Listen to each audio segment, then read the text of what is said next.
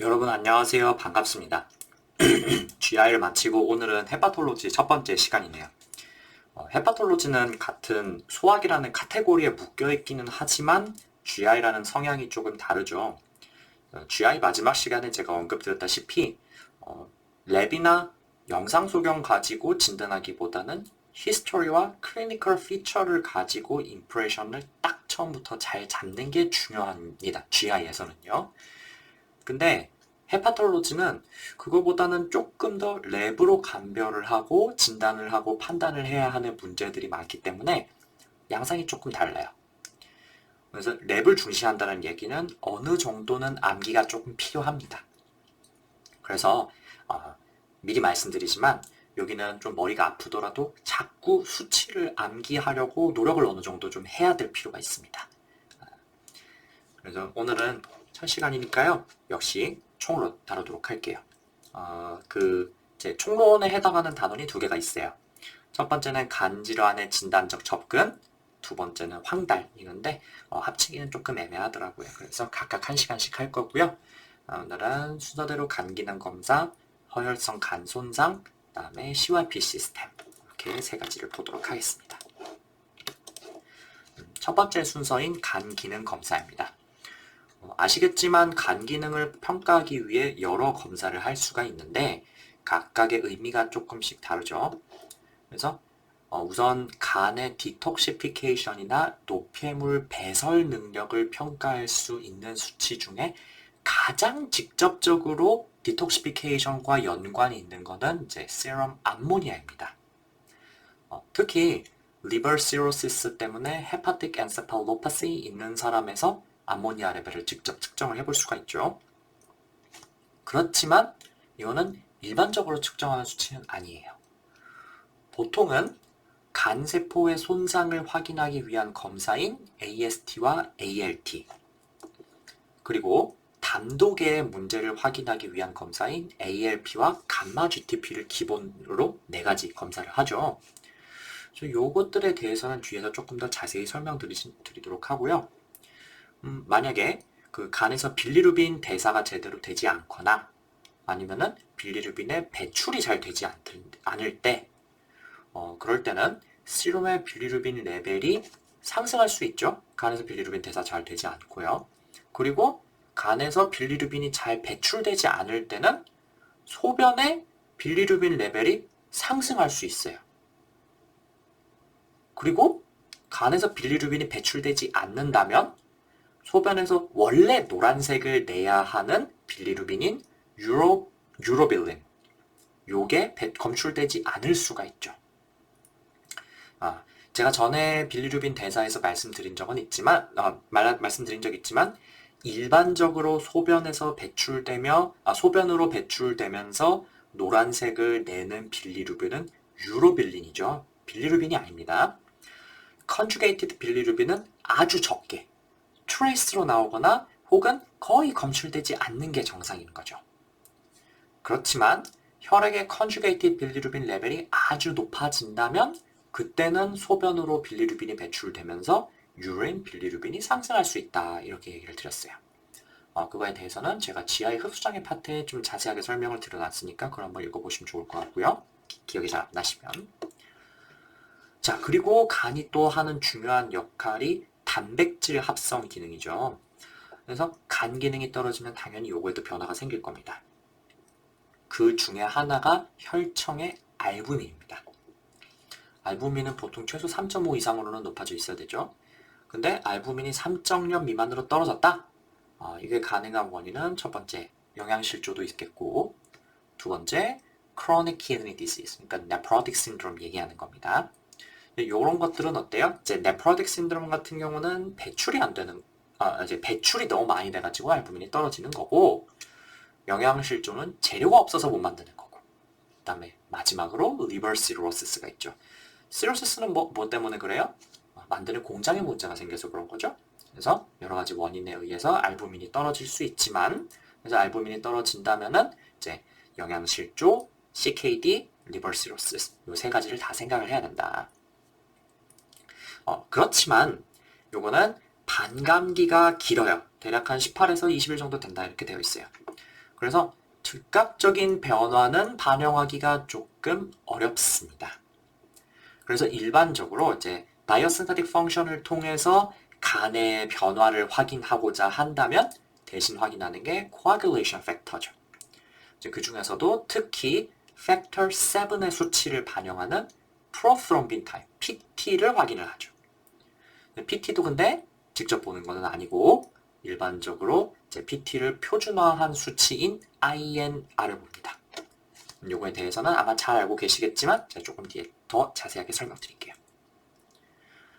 그 외에 한 가지 특이할 것은 요게 좀 간과하기가 쉬운데요. 그 많은 만성 간질환에서 감마 글로불린 레벨이 상승합니다. 여러분, 혈청의 단백질을 크게 두 가지로 나눌 수가 있죠. 알부민, 글로불린. 그래서 글로불린은 혈청 단백질 중에 알부민을 뺀 나머지가 되겠습니다. 그런데 일반적으로는 혈청 단백질의 절반 이상이 알부민인데 만성 간질환 환자에서는 알부민 양은 줄어드는데 단백질 양은 여전히 정상에 가깝다는 겁니다. 예를 들어서 토탈 단백질이 7.5다. 뭐 정상이죠. 근데 알부민은 2.7, 2.8. 글로불린을 보니까 그럼 나머지 얼마예요? 7.5면은 2.8 빼면 얼마인가요? 아유, 계산이 잘 안 되네. 하여간 절반 이상이 글로불린입니다. 그죠? 그래서 이제 이게 글로불린이 갑자기 늘어나는 거 제가 이제 조금 뒤에 이제 만성 간질환 이런 것들 다루면서 말씀드릴 텐데요. 그 중에서 이제 만성 간질환의 특징이 되겠습니다. 특히 그 중에서 시험에서 굳이 이 감마 글로불린 레벨을 키로 준다면 오토이뮨 헤파타이티스 같은 거를 키로 줄 때가 상당히 있어요. 이거 좀 기억해 두셨으면 좋겠고요. 참고로 글로불린이 갑자기 또 많이 늘어나는 질환으로 뭐가 있어요? 멀티플 마이엘로마 생각나시면은 아주 좋습니다. 세 번째로 간질환에서 역시 이제 콜레스테롤 레벨이 상승할 수가 있는데요. 요거는 아무 거에서나 다 그런 건 아니고요. 여기 이제 primary biliary cirrhosis 이런 데서 조금 이제 특징적으로 나타날 수가 있다 그래요. 그래서 피부에 잔토마 이제 그 노란색 콜레스테롤 이제 덩어리 같은 게 이제 쌓이는 거죠. 그런 것들이 요 사진처럼 이렇게 군데군데 노랗게 잔뜩 생길 수가 있다 그래요. 이런 데도 생기고 그다음에 눈 주변에 생기는 거 이제 잔달리스마라고 하죠. 그리고 또 어디 잘 생겨요? 요런 거 호소하면은 그 발뒤꿈치 근처를 만져봐야 되죠. 그 아큐레스 텐던 근처에 덩어리가 생기기 때문에. 그래서 기타 이제 콜레스테틱 디시스에서도 증가할 수 있지만 유독 PBC에서 이렇게 콜레스테롤 레벨이 상승하는 경우가 많다. 기억해 두시면 좋을 것 같아요. 자, 그럼 각각의 수치의 의미에 대해서 조금 더 자세하게 보도록 합시다. 우선 간의 효소들인데요. 요거는 이제 간 손상, 그 헤파토셀룰러 인저리를 반영하는 게 AST와 ALT죠. 옛날에는 이제 SGOT, SGPT 이렇게 불렀다고 하는데요. 근데 사실은 이제 그래서 뒤에 OT, PT 이렇게만 빼가지고 부르는 게 그 AST, ALT보다 OT, PT가 훨씬 더 발음이 편하잖아요. 그래서 점점 그냥 OT, PT 이렇게 부르게 되더라고요. 아니면 그냥 NFT가 어떻게 돼? 이렇게 물어보든지. 여러분 어떻게 부르시는지 잘 모르겠어요. 어쨌든 둘 다 정상 수치는 대략 40 미만이 되겠습니다. 50을 넘어가면 안 돼요. 이 두 가지 효소 중에 AST는 간뿐만 아니라 우리 몸 여러 군데에서 발견되는데 특히 그 중에서도 heart, skeletal muscle 이런 근육 같은 곳에 많아요. 요거는 왜 그런지 혹시 알고 계세요? 근육에 왜 AST가 많을 수밖에 없는가? 그거는 이제 근육하고 간 사이에 그 이제 글루코네오제네시스를 위한 그 알부민이 아니고 알라닌 사이클 이런 게 있어요. 그걸 공부를 하시면은 근육에 AST가 많을 수밖에 없구나 이거를 아실 수가 있습니다. 그렇지만 USMLE 스텝 1을 공부하실 게 아니라면 그거의 이유까지는 아실 필요는 없어요. 하여간 근육에 많아요. 그래서 혈액 검사 하기 전에 운동을 너무 격렬하게 하면은 근육 같은 것들이 어느 정도 손상을 입으면서 이게 많이 나오니까 얘네들이 이상 수치로 나올 수 있다 그래요.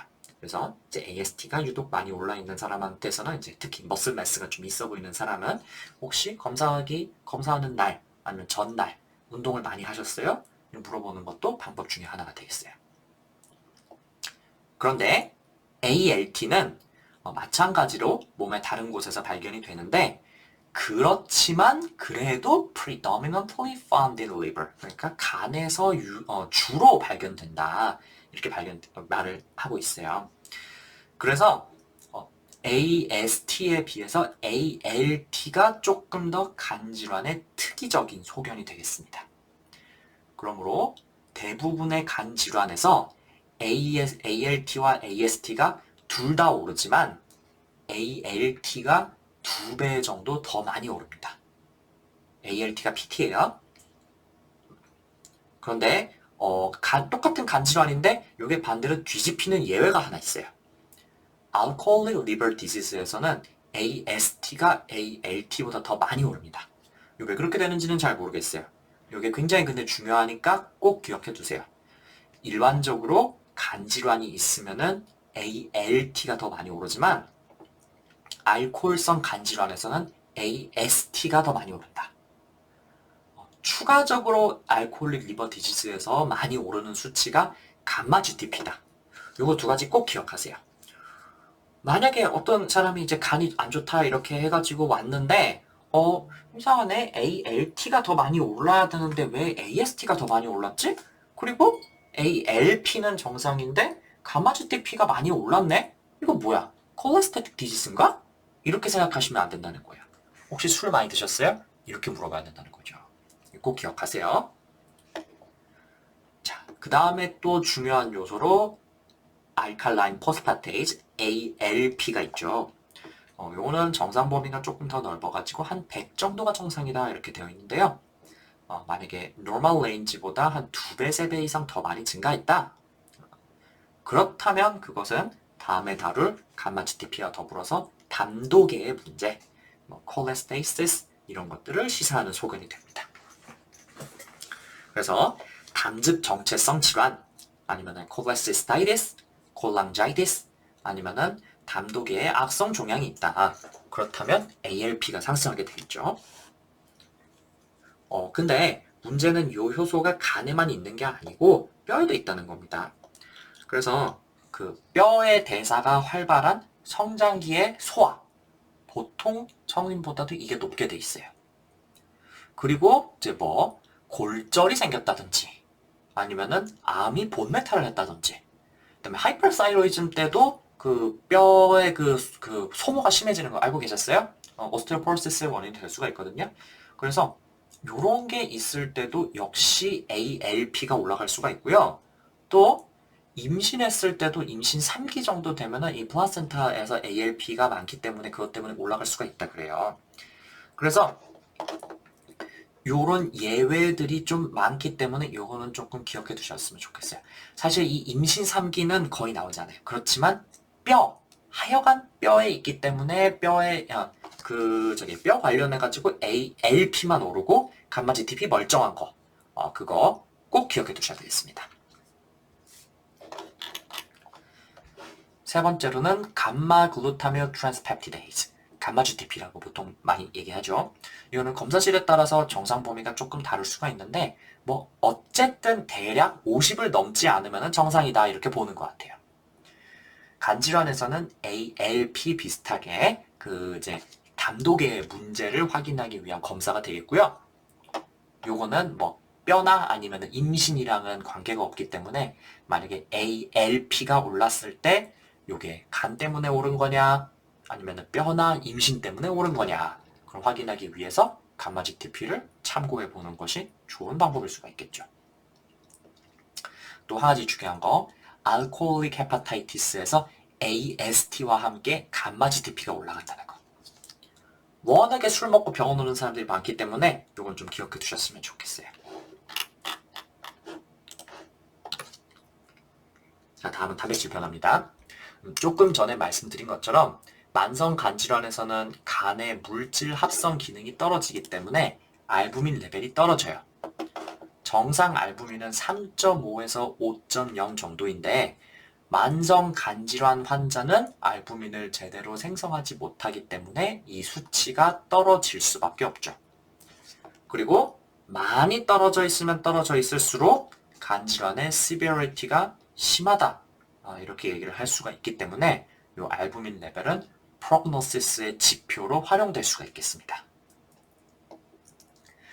그렇지만 알부민의 반감기는 18일에서 20일 정도로 상당히 길기 때문에 급성 간질환에서는 알부민 감소로 간 기능 부전을 판단할 수가 없겠습니다.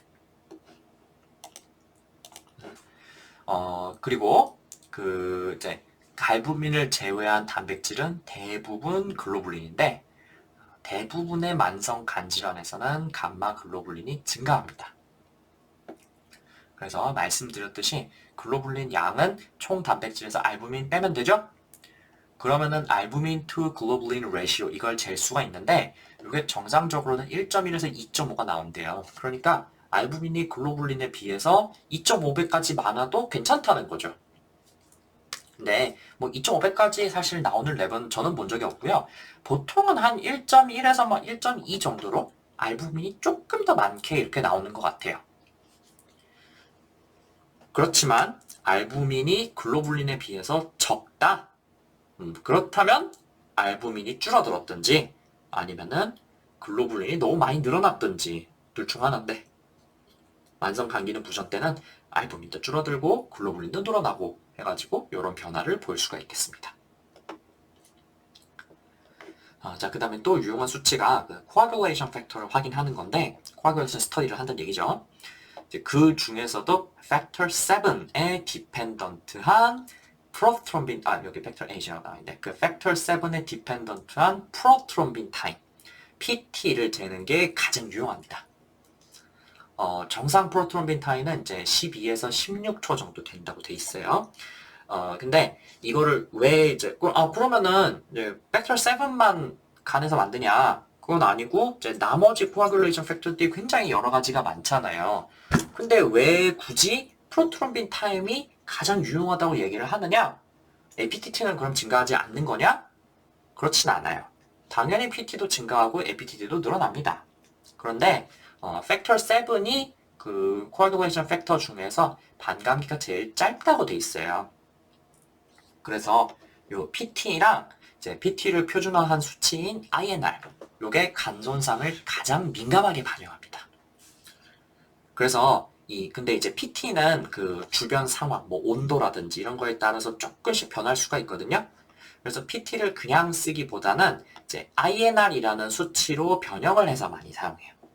요거는 계산식은 복잡하니까 우리가 직접 계산할 수는 없고 어쨌든 INR이 1.1 미만이면 1.1 이하면은 정상이다 이렇게 얘기를 할 수가 있겠어요. 대략 한 뭐 1.1에서 1.2 이 정도까지는 정상이고 그 다음에 보통 2에서 3으로 맞춰졌다? 이거는 보통 와파린 먹고 있기 때문에 이제 테라피틱 레인지를 맞추는 경우가 많고 그 이상 늘어났다면은 뭔가 간에 지금 심각한 문제가 있는 거죠. 그래서 그럴 때는 이제 전신에서 급격한 출혈을 일으킬 수가 있기 때문에 굉장히 주의해서 빨리 교정을 해줘야 되는 상태가 되겠습니다.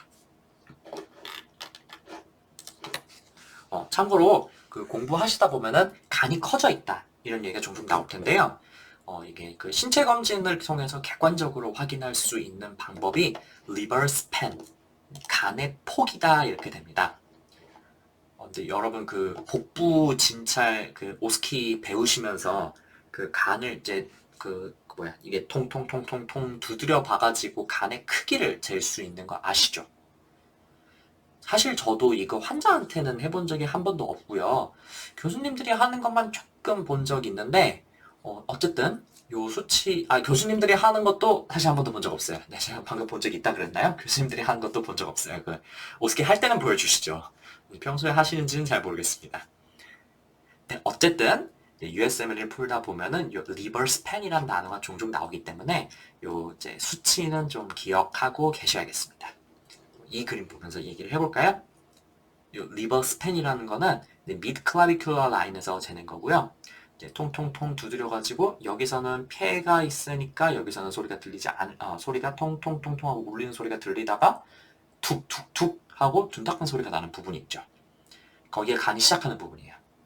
그러다 또 내려오다 보면은 이제 툭툭툭툭 하다가 그 다음에 간이 다시 이제 간이 없어지고 이제 뭐라고 해야 되지? 이제 그 둥둥둥 떠 있는 복부상에 나오니까 여기서 이제 다시 북을 울리는 것처럼 퉁퉁 통통통 이런 소리가 나죠.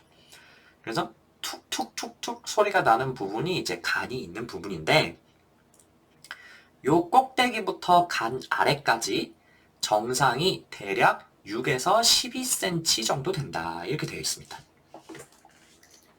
그래서 그 문제에서 리버 스팬이 12cm라고 줬다. 그러면 그건 정상이라고 봐야 되는 거겠습니다. 만약에 요거를 같은 방법으로 mid sternal line에서 잰다면은 요거는 이제 4에서 8cm 정도가 되는데 요거는 리버 스팬이라고 하지는 않고 요게 이제 mid sternal line에서 잰 거는 대충 얼마다 이렇게 그냥 주고요. 요거는 잘 나오진 않아요. 오히려 이게 잘 나와요. right coastal margin에서 잰 거. 요거는 국시에도 잘 나오기 때문에 이거 좀 기억해 두셔야겠어요. 간은 뭐 오른쪽 그 갈비뼈 바로 밑에서 만져졌다. 뭐 이런 식으로 나오는 경우가 꽤 있어요. 그 말은 간이 정상 크기라는 얘기라고 준 겁니다. 그래서 이제 다시 정리를 해드리면은 right coastal margin 이제 오른쪽 그 저기 갈비뼈 아래쪽에서는 just below the coastal margin, 그러니까 갈비뼈의 바로 아래까지에서만 만져줘야 정상이라는 거죠. 그래서 코스탈 마진에서 대략 1, 2cm 정도 내려오는 것까지는 정상이다 이렇게 보시면 되겠어요. 요 그림에서 어때요? 코스탈 마진 밑으로 빠져나오지는 않았는데 여기 이렇게 살짝 튀어나오는 것 정도까지는 괜찮다는 거죠. 국시에서도 옛날에는 뭐 간은 커져 있지 않았다 뭐 이렇게 주는 경우가 많은데 요즘에는 문제를 조금 어렵게 내려고 그 간이 그 저기 방금 말씀드렸던 것처럼 오른쪽 갈비뼈 바로 아래에서 만져졌다 이렇게 주는 경우가 많기 때문에 요거는 좀 기억을 해두시고요. USML에서는 아예 이 리버 스팬이 뭐 몇 센치다 이렇게 주는 경우가 많기 때문에 이것도 기억을 해두셔야 되겠습니다. 자, 그러면은 사실 이제 오늘 제가 말씀드리고 싶었던 간 기능 검사에 나오는 이제 수치들 요거는 여기서 마무리하고요. 지금부터는 이제 국시에 직접적으로 나오는 내용은 아닌데 제가 USML 이제 스텝 1과 CK에 나오는 내용들을 좀 설명을 드릴게요. 이제 국시에서는 방금 말씀드렸던 것처럼 이 내용이 나오는 건 아닌데 요게 임상에서 굉장히 유용한 내용이고 하니까 들어주셨으면 좋겠어요. 우선 첫 번째 ischemic liver injury, 그러니까 shock liver라고 하는 건데요. 요거 뭐냐면은 하이포텐션, 그러니까 전신에 그 혈압이 너무 떨어져가지고 간의 perfusion이 너무 되지 않았을 때, 그럴 때 간의 허혈성 손상이 생기는 겁니다. 근데 원래 간은요 dual blood supply를 받잖아요. 간 문맥, portal vein이랑 그다음에 hepatic artery 둘 다가 이제 blood supply를 하기 때문에 어느 하나가 막힌다 하더라도 그 부분에 ischemic infarct이 생기는 일은 잘 없어요. 그렇지만 전체적으로 혈압이 다 떨어진 상태라면은 그때는 이제 아무리 혈액을 두 군데에서 받는다 하더라도 둘 다 혈압이 떨어져 있는 상태라면은 특별하게 뾰족할 수가 없겠죠. 그래서 간 전체에 그 perfusion pressure가 떨어져가지고 이스키미아가 발생할 수가 있겠습니다. 그러니까 diffuse liver injury가 발생하는 거예요. 이때는 특징이 그 transaminase, 그러니까 이제 OTPT 얘기하는 거죠. 그게 레벨이 급격하게 상승합니다. 정상에 이제 25에서 250배까지 상승할 수 있다 그러는데 뭐 정상이 대략 한 40 정도니까 대략 한 1000에서 10,000 사이. 아주 심하면은 10,000 이상도 그렇게 나올 수가 있다 그래요. 그렇지만 그에 비해서 이제 빌리루빈 레벨이나 ALP 이런 거는 별로 상승하지 않는다. 왜냐면 이게 그 순간적인 ischemic liver injury를 이제 반영하는 거기 때문에 요거는 이제 애초에 그 헤파토셀룰러 인저리를 반영하는 게 아니고 빌리루빈은 쌓이려면은 시간이 조금 걸린다는 거죠. 이 상태에서 이제 회복이 안 되고 막 열가 그러면은 이제 빌리루빈 올라갈 수가 있겠지만 그 순간 자체에는 빌리루빈이 그렇게 올라가지 않는다. 이렇게 생각하시면 되겠고요. 그래서 이제 다른 원인 때문에 이제 recent hypotension의 history가 있는 사람, 뭐 예를 들어서 septic shock으로 중환자실에서 치료를 받고 있었다든지 이런 사람이 갑자기 간 수치가 안 좋아진다면은 그때 shock liver를 생각할 수가 있겠습니다. 이거는 치료가 딱히 방법이 없고요. 그 먼 질환을 교정해 주는 것이 최선입니다. 대략 치료를 잘 해줘서 한 1, 2주 정도 되면은 정상으로 돌아온다 이렇게 되어 있습니다.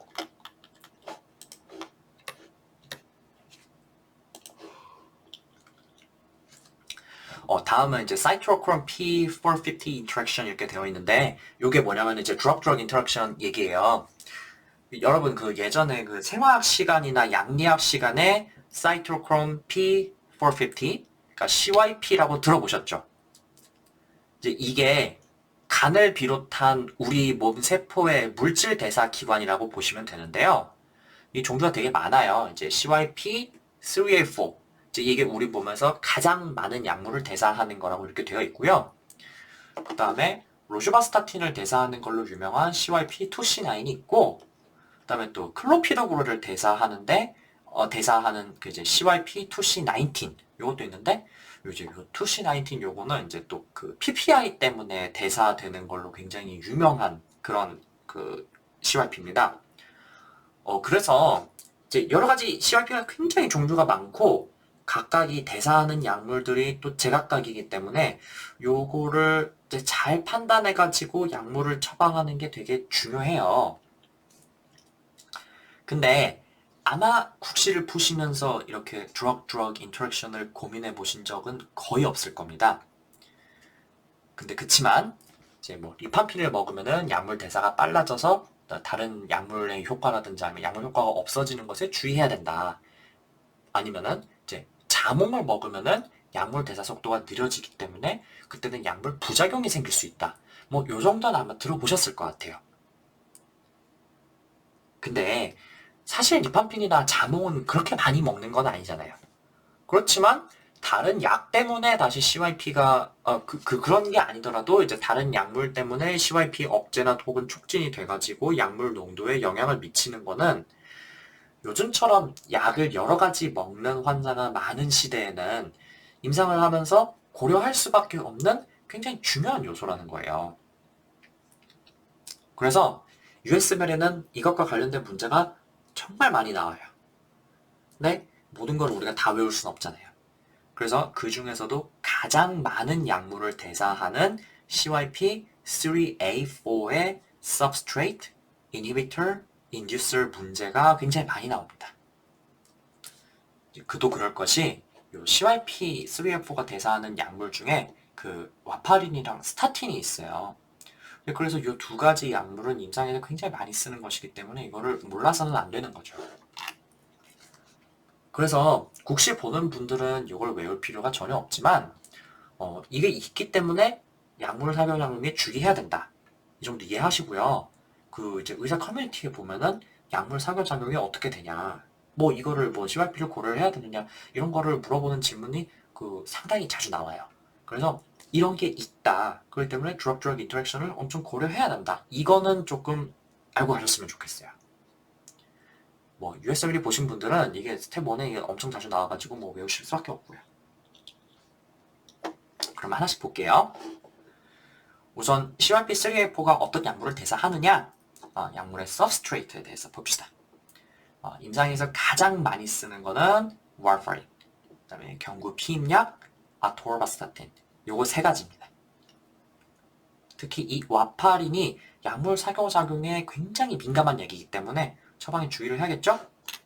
그래서 요거 세 가지가 그 시험에도 제일 잘 나오는 편이에요. 근데 그리고 또 시험에 잘 나오는 게 이제 안티에필lep틱스, 특히 이제 페나이토인입니다.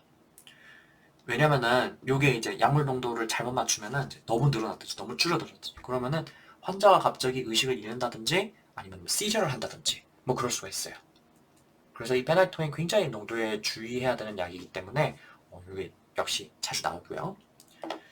그 외에 이제 테오필린, 사이클로스포린 이런 것들이 있는데 다행히도 이런 거는 시험에 그렇게 잘 나오지는 않아요. 자, 그러면은 먼저 CYP 인히비터들을 봅시다. 요것들은 어때요? 그 CYP의 기능을 억제하는 약이죠. 그렇기 때문에 약물 대사가 안 되게 만드는 겁니다. 그래서 약물의 효과가 커져요. 그러면 부작용이 많이 생기겠죠. 이걸 잘 기억하세요. 반대로 생각하시면 안 됩니다. 이제 이 CYP 이미터 계통에 들어가는 약물들은 항생제 종류가 엄청 많아요. 대표적으로 아이소나야제드. 그 똑같이 결핵약 중에 그 아이소나야제드는 CYP 억제고요. 그다음에 리팜핀은 CYP 촉진제거든요. 이게 반대가 돼가지고 굉장히 짜증나는데 이거 좀 기억을 하셔야 돼요.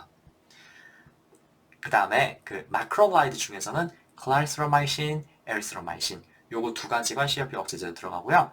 그 아지스로마이신은 요 기능이 없대요. 그래서 비교적 약물 상호작용에서 그 자유롭게 쓸 수 있다 이렇게 되어 있고요. 그 다음에 또 퀴놀론. 그 중에서도 특히 이제 시프로 이게 이제 되게 심하다 그래요. 그 다음에 sulfonamide 이게 TMP-SMX를 얘기하는 겁니다.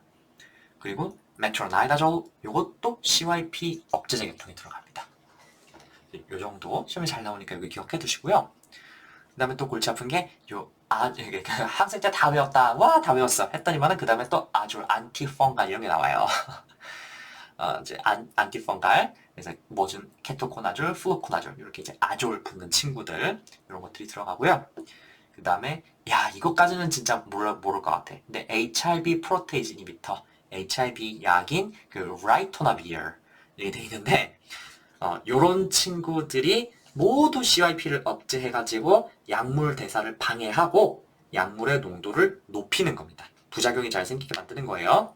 그래서 와파린의 예를 들자면은 이제 INR이 갑자기 막 올라. 그럴 수가 있겠죠? 그래서 출혈이 생길 수가 있겠습니다. 자, 그 다음에 나머지도 봅시다. 그 또 유명한 것 중에 하나가 시메티딘. 시메티딘 요즘 그래서 잘 안 쓰죠. 시메티딘 있고 그 다음에 뭐 발포릭 애시드, 그 다음에 아미오다론, 오메프라졸 이런 것도 이제 CYP3A4 이니비터고요. 이거는 이제 오메프라졸만 3A4 이니비터고 나머지 PPI는 뭐 굳이 여기에 들어가는 것 같진 않아요. 그 다음에 중요한 게 그레이프루트 주스, 자몽 주스나 자몽. 그래서 이제 자몽 주스, 자몽은 이제 굳이 CYP3A4가 아니더라도 다른 약물도 대사를 억제하는 기능이 있대요. 그래서 부작용을 일으킬 수가 있으니까 웬만하면 먹지 말라고 얘기를 해야 됩니다. 자, 그 다음에 또 나오는 게 이제 SSRI, 플록사틴 같은 그런 약이 있고요. 자, 그 다음에 또 한 가지 말씀드리고 싶은 거, 이제 술을 왕창 먹었을 때, 갑자기 왕창 먹었을 때, 그리고 아세타미노펜을 다량 갑자기 많이 먹었을 때, 죽으려고 많이 먹은 거죠. 아니면은 이제 평소에 이제 4,000mg 이상으로 꾸준하게 많이 복용하고 있는 사람들이 포함될 수가 있어요. 아니지, 죄송. 갑자기 많이 먹었을 때 맞아요. 갑자기 많이 먹었을 때. 이거 왜 그러냐면은 얘네 둘 다 이제 CYP 그 사이토크롬에 의해서 일부 대사되는 그런 물질이거든요. 근데 요것들을 많이 먹으면요, 얘네들을 대사하느라고 다른 약을 대사를 하지 못하는 겁니다. 그러니까 일종의 그 이제 competitive inhibitor라고 보시면 돼요.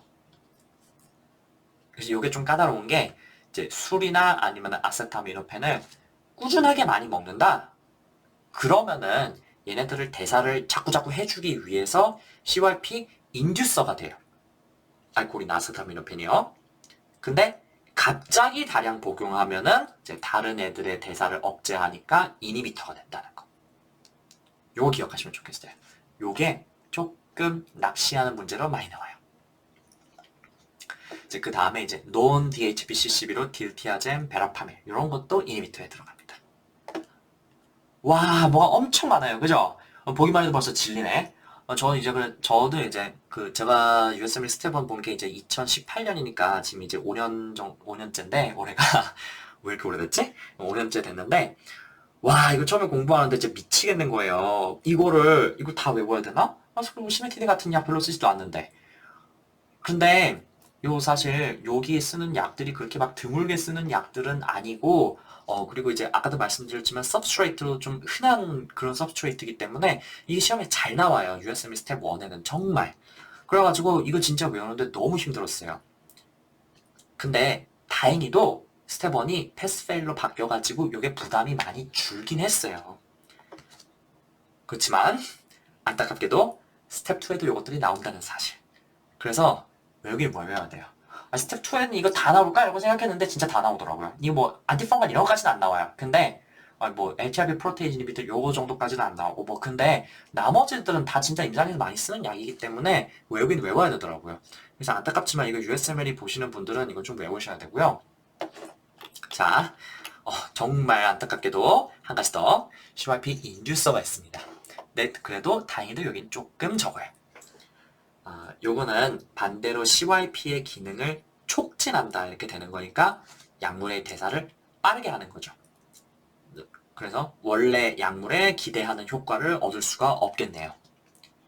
이제 뭐 예를 들면은 아까 말씀드렸던 와파린의 예시로 한 번 더 가볼까요? 이제 뭐 AFib 때문에 와파린을 먹는 사람이 갑자기 스트로크가 왔다. 그렇다면 이제 AFib에 의한 엠보릭 스트로크를 생각할 수가 있다. 근데 알고 보니까 최근에 다른 기저질환으로 약물을 한 가지 추가했다. 그리고 INR을 찾아보니까 INR 검사해보니까 1.5가 되었다. 이렇게 돼 있는 거죠. 그러면 와파린을 복용하고 있었음에도 불구하고 엠보리즘이 생긴 원인은 무엇이냐? 이런 식의 문제가 아주 빈출이라는 거죠. 이거는 이제 약물에 의해서 와파린 대사가 촉진되다 보니까 안티코아굴런트 기능을 제대로 못해서 스롬보 엠볼리즘이 생긴 거죠. 물론 와파린 먹는다고 엠보릭 스트로크를 100% 막을 수 있느냐? 그건 아니에요. 그렇지만 최근에 무슨 약을 추가했는데 그 이후에 INR이 떨어지면서 스트로크가 왔다면 이거는 새로 추가한 약물 때문에 와파린 대사에 뭔가 문제가 생겼겠다 이렇게 생각하는 게 조금 더 옳은 추론이겠죠.